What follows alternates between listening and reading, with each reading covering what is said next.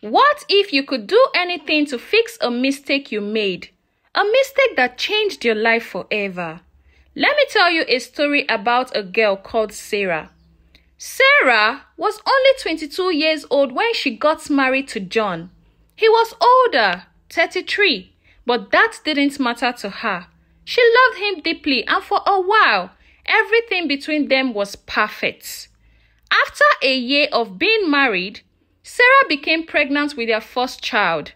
They were excited to become parents, but life was about to take a different turn. One evening, John told Sarah he had to leave for work. His company had sent him abroad for a year. Sarah was 6 months pregnant at the time, and the thought of him leaving her made her feel so lonely and a little scared. But John reassured her, "Don't worry, my love. I will make sure my company sends you my allowance every Monday. You will have as much money as you want to take care of yourself and the baby. Remember, we live in a very luxurious apartment where everything you need is already provided." Sarah didn't like the idea of her husband leaving her all alone by herself, but she knew he was doing it for their future, so she agreed. Few days later, John left. The house felt too big and empty. Sarah began to feel lonely and missed him every day. The quietness of the house made her think of her family, and she decided to go stay with her mother until John returned. But something unexpected happened, my dear viewers. The very week she was supposed to move back to her mom's place, Sarah got a message from Jake, her ex-boyfriend. Sarah hadn't spoken to Jake in a long time, but hearing from him brought back old memories. He asked to visit her, just to talk and catch up. Sarah didn't think anything bad would happen, so she agreed. Jake came over to the house, and they sat and talked for a while. But as the days passed, things started to change. Sarah felt confused and lonely, and soon enough, Jake stayed over longer and longer. Dear viewers, before you know it, Jake and Sarah started having intimacy in her marital home with her pregnancy. Even though she knew it was wrong, it felt like an escape from her loneliness. Sarah had enough money because John had left her with enough money before he traveled. She spent so much on Jake, and they kept on having intimacy on her matrimonial bed and every part of the house, forgetting the fact that she was pregnant. Jake didn't seem to mind that Sarah was pregnant, and he stayed with her for weeks. Whenever her husband John calls, she will pretend to be lonely. "Oh, my husband, I miss you so much. Oh, my husband, when are you coming back? I'm the only person in this big house. Please come back quickly." And John would think that his dear wife, Sarah, actually was lonely and missed him, not knowing that Sarah kept a man in their matrimonial home and was having intimate escapades with him. The relationship between them continued, and one day, Sarah told Jake that he could now leave the house because her husband John would soon be back. Sarah then gave birth to her baby, a baby boy. She informed her husband John about her delivery, and he was so excited about the news. By the time John returned, Jake was already long gone. Sarah thought everything was fine. She had her baby and her husband and believed things would go back to normal. Dear viewers, it is not that easy. But Sarah didn't know something important. John had installed cameras in their home before he left for work. He had not told Sarah because he wanted to make sure she was safe while he was away. One night, after being home for a few days, John sat down and watched the footage from the cameras. He was shocked and devastated by what he saw. All the time Sarah had spent with Jake, all the things they had done, were right there on the screen. John didn't say anything right away. He didn't scream or yell. He simply stood up, took their baby boy into his arms, and told Sarah to leave. You have to go, Sarah. His voice was quiet and firm. I can't forgive you for what you've done. You're not welcome in our home anymore. How can you bring a man to our matrimonial home with my son in your womb? Sarah tried to explain. She cried and begged for forgiveness, but John was firm in his decision. He couldn't trust her anymore. Dear viewers, if you were in John's situation, what would you do? Would you forgive Sarah and let her be? Or you will also send her out of the house? With nowhere else to go, Sarah left the house that night. She felt ashamed, guilty, and completely alone. She had lost her family because of one bad choice. For 7 long years, Sarah never saw John or their son. She had tried to move on, but the pain of losing her child haunted her every day. She didn't know what he looked like anymore or how he was growing up. She missed him terribly.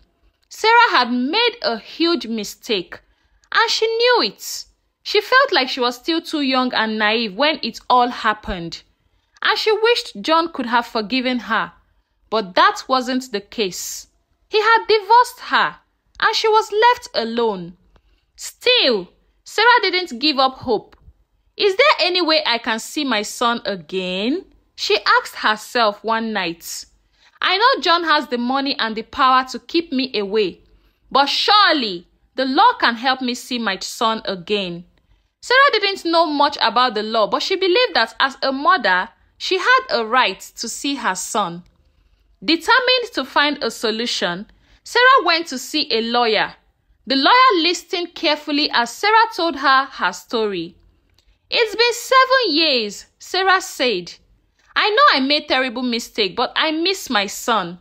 I want to be part of his life. I just want to see him, even if it's just once in a while.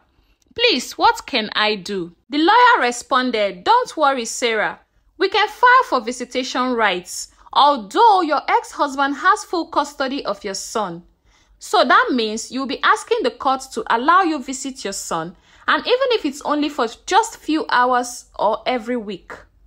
Sarah knew it wasn't going to be easy, but she was ready to do whatever it took. She agreed to start the legal process, and together with her lawyer, they filed the paperwork to request visitation rights. It took several months, but finally, the day of the court hearing arrived. Sarah was nervous as she entered the courtroom. John was there too, and he still looked hot and angry. His lawyer spoke first, explaining that John didn't think it was a good idea for Sarah to see their son. He argued that Sarah's past action had proven she wasn't trustworthy. But when it was Sarah's turn to speak, she took a deep breath and told the court how much she had missed her son.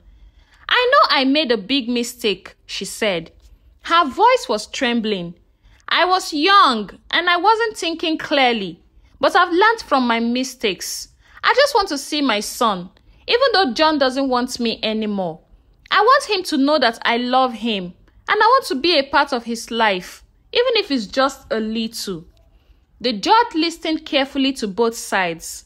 After a long pause, the judge said, Sarah, it's clear that you made a big mistake in the past, but it's also clear that you love your son and want to make things right. Unfortunately, John is not ready to have you as his wife. I'm going to grant you supervised visitation rights.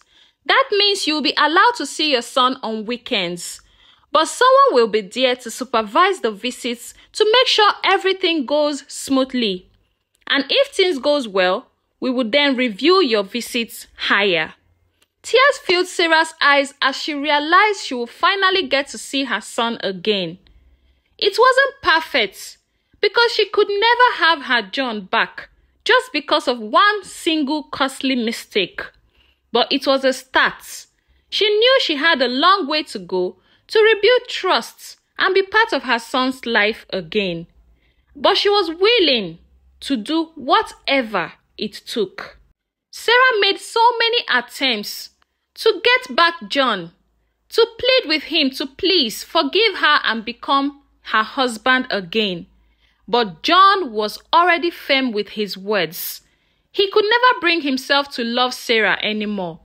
Sarah knew that she had lost John forever. She cried deeply, but there was nothing she could do. She actually followed what the judge said by visiting their son in their house.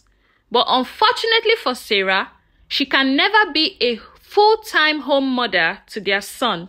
Neither can she ever be a wife to John again. That was how the whole story ended. The moral of this story is this: we all make mistakes, but it's fine. It's important to take responsibility and do whatever we can to make things right.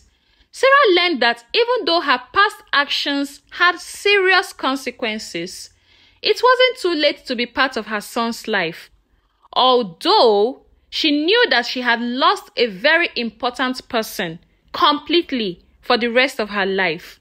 The story teaches us that while forgiveness and second chances may be hard to come by, with patience, effort, and sincerity, it's possible to mend broken relationships. And also, it is important to think very well before going into something, not enjoying the present pleasure of that thing at the expense of your life happiness.